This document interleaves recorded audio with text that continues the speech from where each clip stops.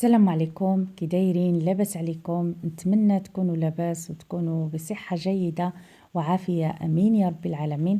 اللهم صل وسلم وبارك على سيدنا وحبيبنا المصطفى عليه افضل الصلاة والسلام. هاد النهار غادي نحضر معكم واحد العصير رائع جدا جدا، العصير ديال البطيخ او ديال الدلاع. كتعرفوا في هاد الفصل الصيف كنحتاجوا الاكلات الباردة وخاصة العصائر مي كتكون باردة وكتكون منعشة. يعني نتمنى تجربوه، كيجي رائع جدا جدا وكيجي يعني سهل وسريع في التحضير واروح في المذاق. نتمنى تتبعوا الفيديو من الاول حتى الاخير وتشاركوا في القناة وتفعلوا الجرس باش يوصلكم كل جديد، وما تنسونيش باللايكات ديالكم زوينة فضلا منكم وليس امرا. بسم الله على بركة الله. أول حاجة غادي نحتاجها، غادي نحتاج هنا البطيخ اللي سبق لي وقطعته إلى قطع صغيرة وقلعت له اللب ديالو وقطعته كما كتشوفوا. وغادي نحتاج حبتين من الليمون أو الحامض. بالنسبة للبطيخ أو الدلاع ديروا إلا بغيتوا تضعفوا المكونات ضعفوها، المهم ديروا على حسب الحجم العائلة اللي عندكم في الدار. أنا اكتفيت بهذه الكمية، يعني ما درتش بزاف، درت غير نصف يعني كيلو 500 غرام ديال الدلاع.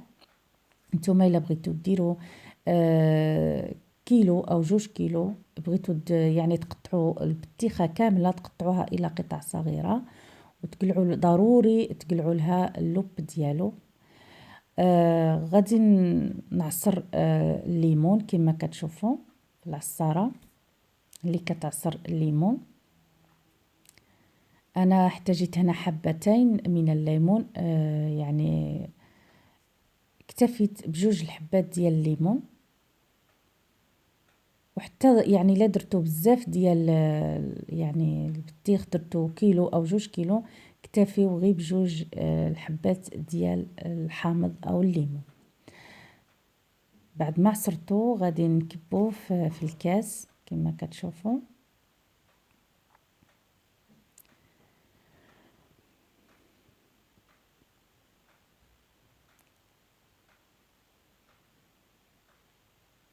غادي نحتاج هنا الخلاط الكهربائي اللي غادي نطحن فيه العصير ديال البطيخ. نضيف فيه البطيخ او الدلاع كما قلت لكم، ضروري تقلعوا له اللب. ونضيف عليه هذاك الكاس ديال العصير ديال الليمون او ديال الحامض. بالنسبه لي انا ما ضفتش السكر، وايضا حتى نتوما ما تضيفوش السكر. كتعرفوا باللي البطيخ راه يعني حلو بلا ما تضيفوا يعني السكر. الا كان كيعجبكم يعني العصير يكون حلو بزاف بزاف اكثر من القياس، يمكنكم تضيفوا السكر، لكن كنصحكم بلاش لحقاش البطيخ راه حلو. غادي نصفيه، ضروري من طحنوا العصير ضروري تصفيه.